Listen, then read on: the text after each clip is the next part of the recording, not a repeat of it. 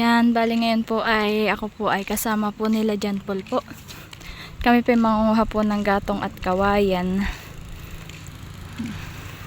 Kasama ko po si Ronnie at yun si John Paul po.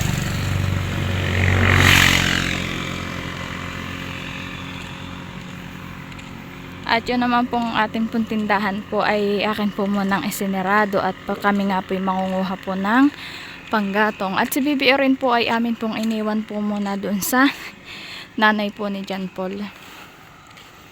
Ngayon po ang panahon po dito ay medyo mainit-init po.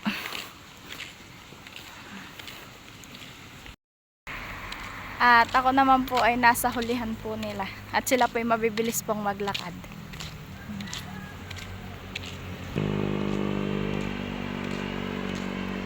Inaantay lang po ako ng dalawa. Pag po ako ay matagal pong maglakad. Naghihina-hina din po silang maglakad pag po ako ay malayo-layo na sa kanila. Yun po't natawid na po yung dalawa sa kalye. At pupunta na po doon sa pangunguhaan po ng kawayan.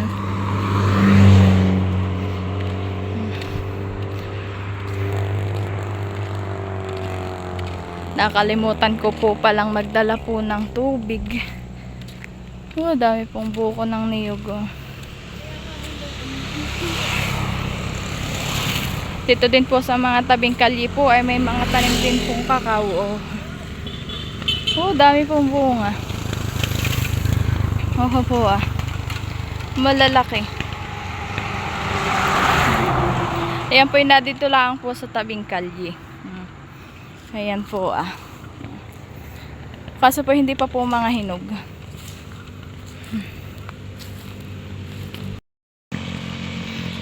Anong kukuhain muna ninyo? Kawayan? Ha? Kawayan daw po muna. Yan po ang kukuhain po nila. Konting ingat lang po at po may mga kwan po ng kuryente.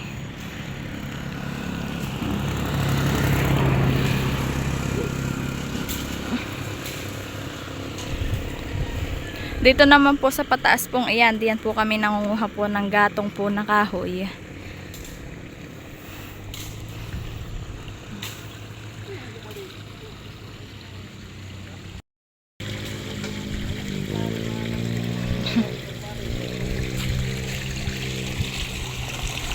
At dito rin po sa may pinagkukuhaan po ng kawayan po, ayun po maganda po ang tubig. Ito po ay galing po sa taas po, sa bundok po, ay ito po ay bukal. Ganda po.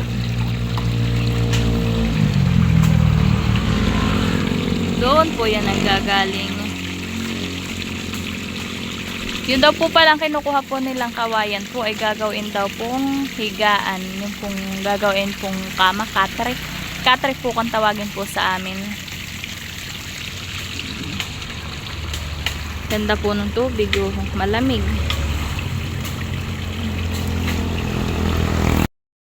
At habang po sila nangunguha po ng kawayan ay ako po pupunta po dito sa taas-taas po.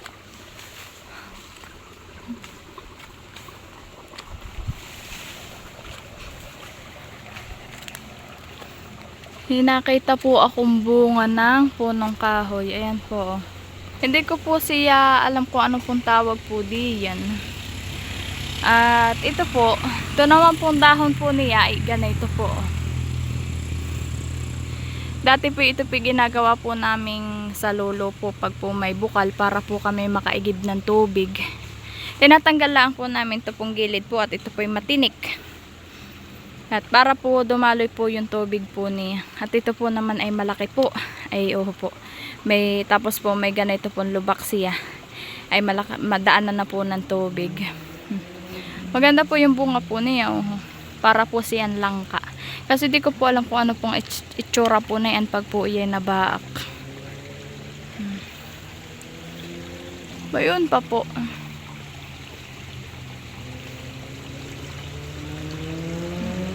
Pag po nasa bundok po ay iba-iba po ang nakikita pong mga bunga po ng kahoy. Ayan po, may nakita na naman po ako.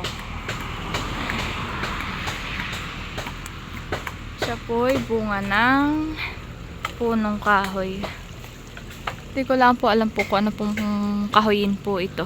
Pero ito po yung kanyang bunga.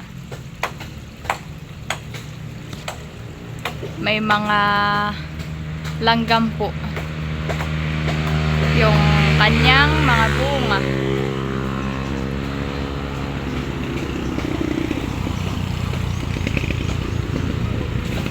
At kaya po ako sumama din po para po kami po manguha din po ni John Paul po ng gatong. At gawa po ng mga ngayon lang po dito uminit ay inakit po ako ni John Paul po pangunguha po ng gatong. At para po hindi po mahirapan po pag umuulan na po saka po mangunguha ng gatong. Ayun na po si John Paul po.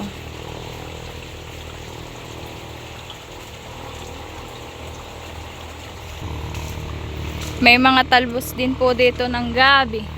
Ayan po. Nakit po ito'y masarap po ay gagataan.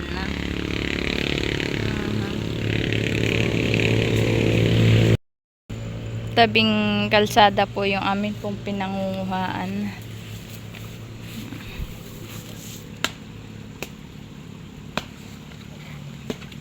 Ito yan po yung dalawa.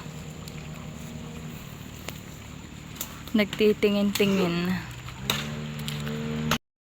Ako po dito po sa taas-taas po nag-aantay po doon sa dalawa ni John Paul. Ayan lang naman po yung pinapanguhaan po. Ayan lang. Bayan po yung puno po ng kawayan. Mahahaba po yung kawayan. Kaso ang kinukuha lang po nila ay yung pong maliit. At yun lang po ang gagawin pong katre o higaan po.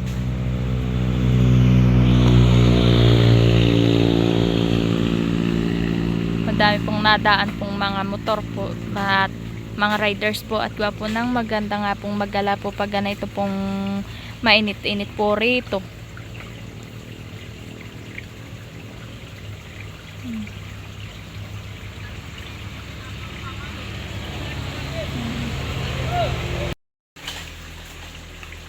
Ayan po at may nakakuha na po ng kawayan. Itatanggalan lang po na yung mga sanga-sanga po.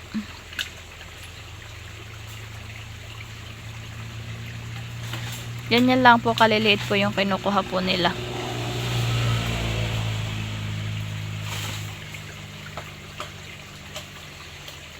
Nangunguha pa po si John Paul. Ayan po si John Paul po. Hinihila po yung kawayan po na kanya pong kinuha. Mahirap lang po iyan pong kuhain at gawa po na yan pong mga sanga-sanga pong inasangat po.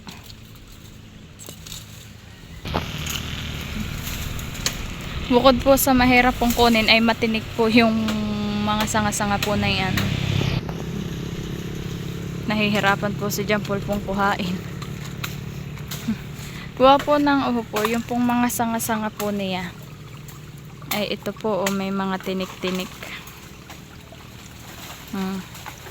Pambay ito po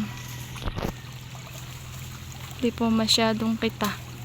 Ayan po yung po, para pong mga tinik-tinik na mga tilos-tilos pong iyan. Kaya po mahirap pong kuhain. Hindi po tulad po ng isa pong puno po ng kawayan na wala pong tinik-tinik. Ay ito po yung mayroon.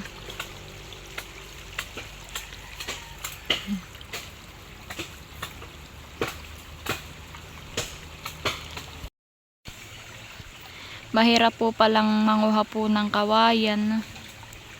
Gawa po ng hihilahin pa po yun. Tapos po tatanggalan pa po ng mga sanga-sanga. Hindi po nakuha po ni John Paul yung pong hinihila po niya.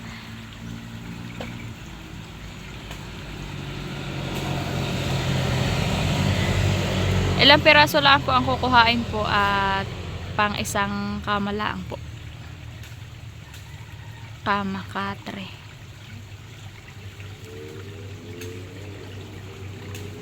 Yan po ibabaak-baakin pa po. Tapos po pagka po nabaak po ay tatanggalan pa po ng mga buko-buko, yung pong mga kantuhan. At gawa po ng matalas po iyan. Yan pong kawayan po ay tatanggalan lang po. Tapos po ayun po, ipapako po, lalagay po sa kahoy, tas lalagyan po na ano na po, higaan na po siya.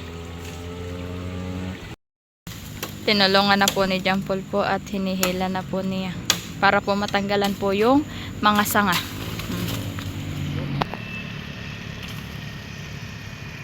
Ito po, kadami po ng sanga po na yung kawayan pong iyan. Matinik nga lang po. Hindi yan tulad ng isang kawayan, Honey John Paul. Yung hindi matinik. Yung matinik.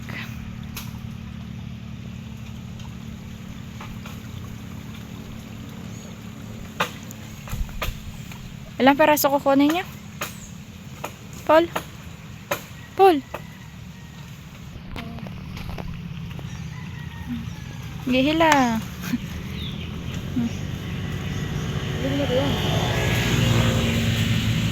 Ito pa itatanggalin pa po. Ayan. Naibaba na po nila. Kuha po nang natanggalan na po ng mga sanga. Pag po yung natanggalan na po ng mga sanga ay mabilis na po iyang ibaba.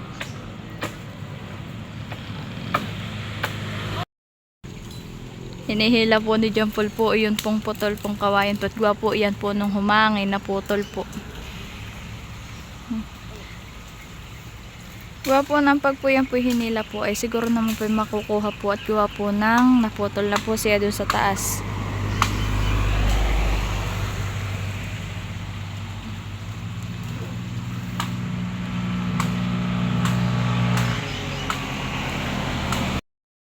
Ayan po yung hinihila po ni John Paul.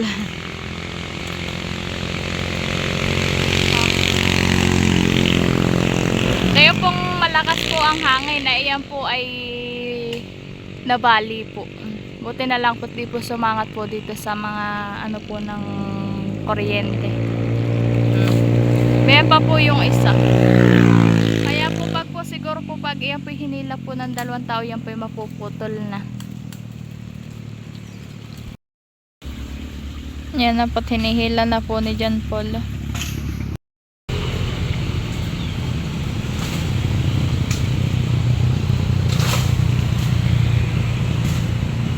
Malapit na pong makuha. At yun naman po ay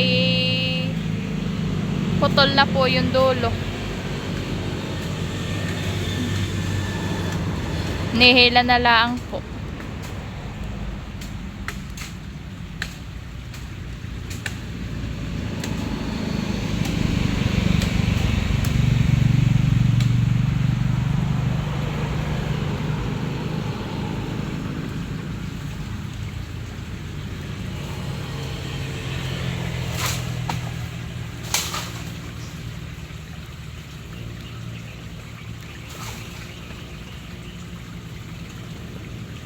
Nahihirapan po si John Paul pong maghila.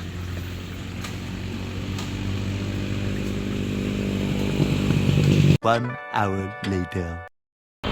Ayan po, at ako po nauna na po kay na John Paul. At sabi po ni John Paul ay baka daw po hindi na po makapanguha po ng panggatong po. At dun pa lang po sa pangunguha po ng kawayan ay matagal na po, ay baka daw po hapunin. Ay ako po ipabalik na po dun po sa amin. At patulogin ko po si Baby Oren, tapos po akin pong bubuksan po yung tindahan.